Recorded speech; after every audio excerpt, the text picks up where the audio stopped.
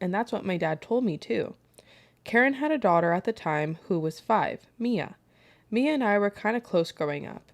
But when we both hit puberty, our personalities changed and we were different.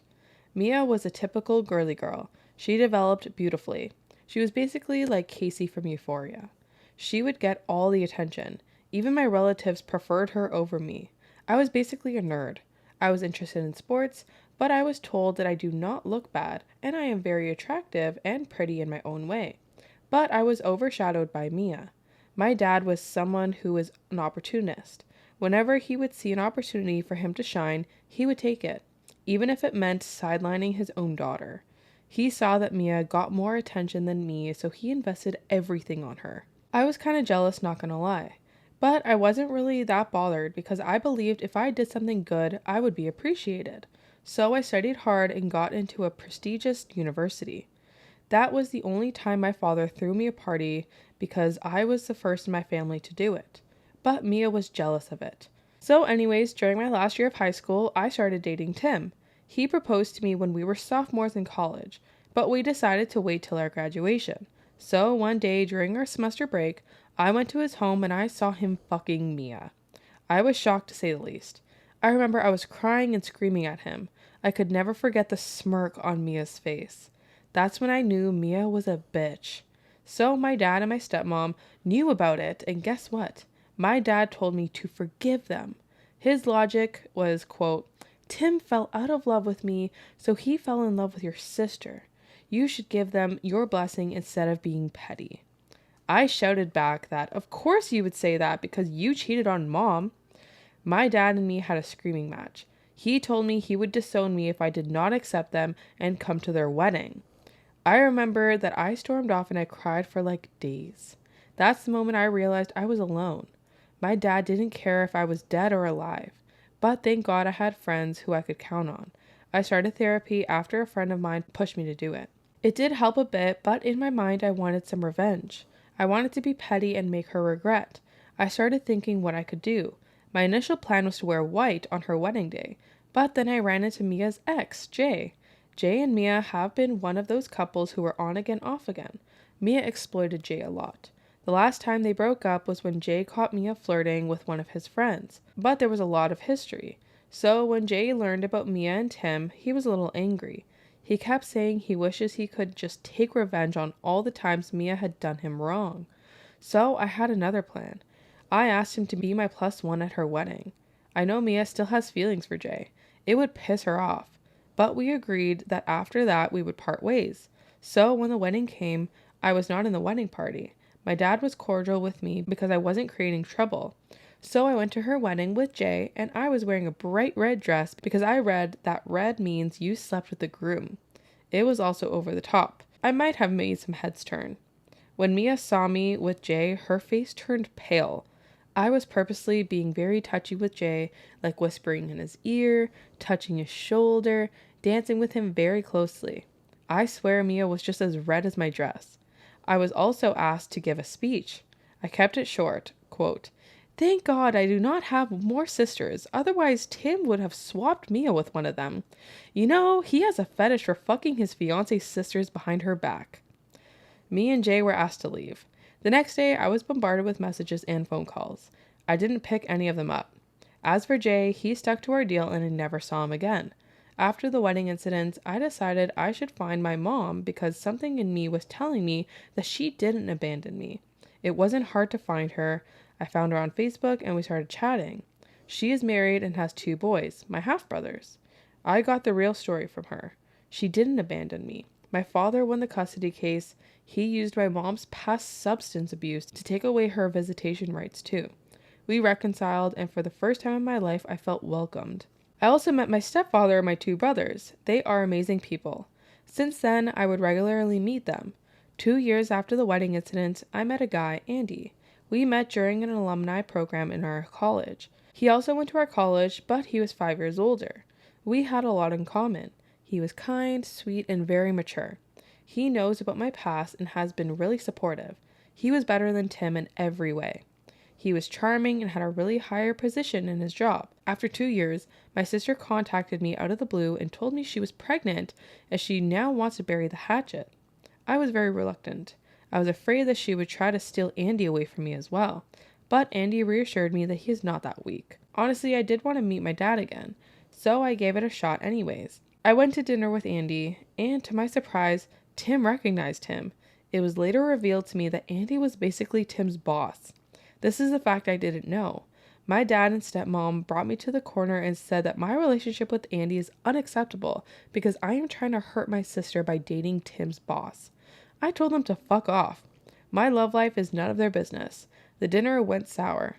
After that, I got a drunken call from Tim that he is very unhappy with my sister and that he actually wants to escape. He never knew what he lost until he saw me with Andy. I ignored him totally. Then the phone calls didn't stop. First, it was my dad telling me that dating Andy is causing tension between my sister and Tim. I told him their marital life is none of my business. I got a call from my stepsister who asked if she could come to my house and talk. I told her after the dinner party I want nothing to do with any of them. That bitch didn't listen. Instead, she went to Andy's office to convince him to talk to me. Of course, Tim saw this and accused her of trying to seduce Andy like she seduced him. Long story short, Andy had to fire Tim for his misbehavior. This caused even more tension. Tim became verbally abusive towards Mia and said his life was ruined because of her. They separated. Tim is trying to figure out how he can handle the divorce proceedings.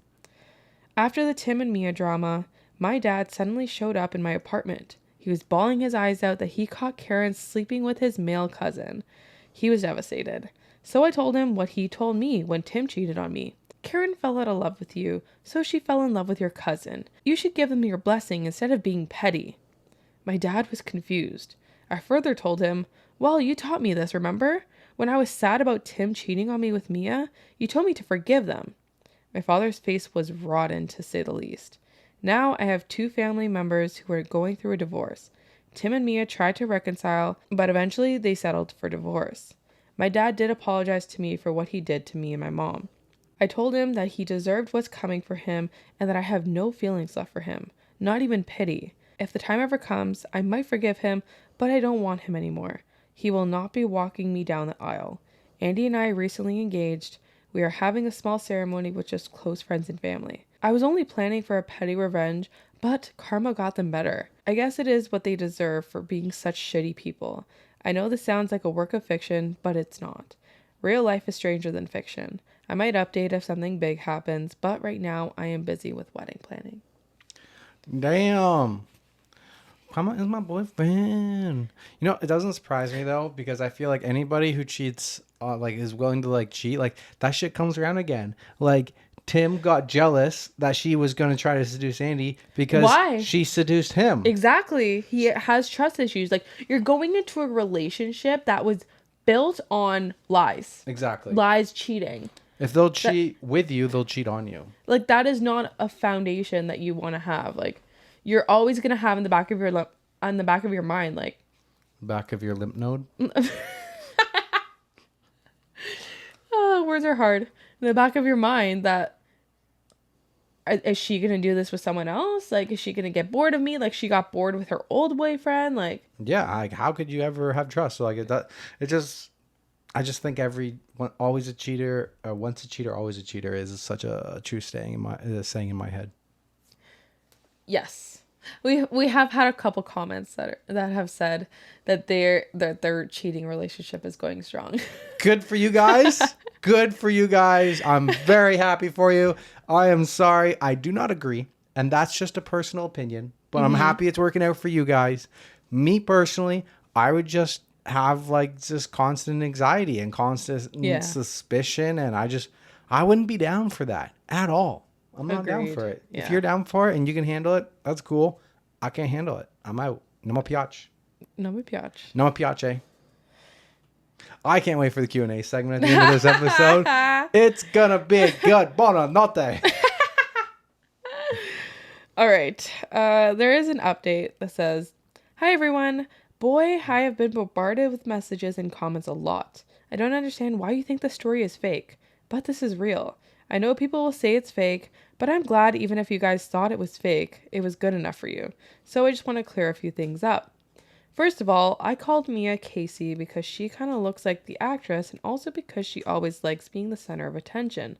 But I was not some ugly duckling as well. I just didn't want to grab too much attention to myself. Do you know who Casey is?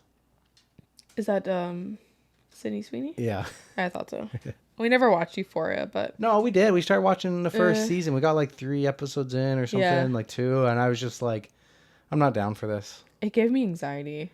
It was like high school drama anxiety of like the 10th T. Yeah. Of like social media and I couldn't handle it. Yeah. It's definitely like a 2020 plus teenager generation kind of show. Yeah. 2, my dad was a very image-obsessed person. That's why he always favored Mia over me because she was the type to grab attention. The only time he actually favored me is when I got into a prestigious university. But other than that, I was pretty invisible to him because I was a reminder of his failed marriage. 3, about the red dress. I was actually planning to wear white, but at the time I read in some magazine that wearing red in a wedding means that you had sex with the groom and it was vibrant red. But to be honest, I don't think people got it. I should have stuck with white, lol. 4, I did not know that Tim was working under Andy, because when I heard Andy was Tim's boss, he only started working at the company for like 3 months. I have went to Andy's office a few times, but only during lunchtime and never ran into Tim. So I hope I cleared it up. Sorry it was not much of an update. I am busy with my wedding. Also, because of my mother's request, I have decided to contact my dad. I am willing to invite him to my wedding. It is short notice, and I will cover his flight and stay. But I will be putting some boundaries. I do not want Karen and Mia at my wedding. My dad can walk me down the aisle along with my stepdad. My stepdad is a wonderful human. I know a lot of you will say my dad doesn't deserve it, but he is still my dad. He is trying his best to connect with me. I can be amicable with him. And taking away this opportunity for him seems really cruel. Why would it be cruel? He already got it. You're a big person. Yeah, he already got it with Mia. So Exactly.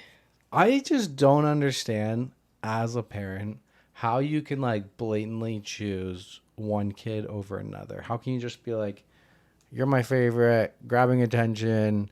I don't understand that. I'm not a parent, so clearly I don't understand it. Yeah. As an uncle, I only have one nibbling, so I don't know what that's going to be like. You've already said that you're scared. You're scared you won't love the new kid as much as Andrew. Yeah. But you voiced that fear, I think, on the podcast as well. You bury that fear. You never let the kids see that. Of course. But I guess, if it is there, then I guess, yeah, it comes out sometimes. Like, what if, like, one of them, Alex or Andrew, and one of them is like... We can't call him Alex. Madison and Chris call him Alex. Yeah, but he's not named Alex yet. He's still... Alex to be. Or William. For Kat's take. I told Kat, I was like, you want them to start thinking William, you need to like start calling him William when you talk about him. Don't let him not be named. You need to call him William, because when Madison and Chris talk about him, it's Alexander. But hypothetically, like, what if one of them just absolutely loves riding motocross and the other one's like, I'm not really down for it? Then we have to do something else with him. But how am I supposed to say to one of them, no, we can't go to the motocross track, buddy, because your brother doesn't want to go? No, you don't have to take... I don't think you have to, like... If you're going to motocross, I don't think you have to take both of them. What if I'm only going for them? For the one that wants to ride? Yeah, you only take one. Yeah. Which I think is fine, but we just have to make sure that we, like, also indulge in the hobbies of the other kid. Yeah. I hope I'm a big enough person to not get moto obsessed with the kid. I hope so, too. Yeah, I can do it. Do I believe in me. Do you think Luna and Jack knows who my favorite is? I love them both equally, so I don't know how you have a favorite. That's rude.